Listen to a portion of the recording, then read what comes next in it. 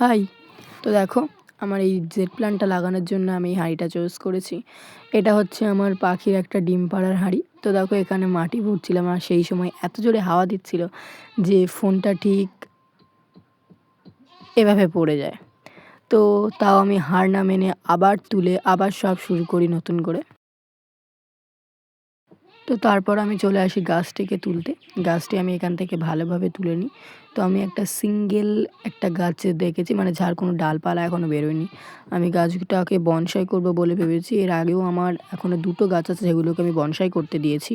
তো দেখো গাছটা আমার তোলা এখানে হয়ে গেছে আর এখানে আমি গাছটাকে বসিয়ে দেবো।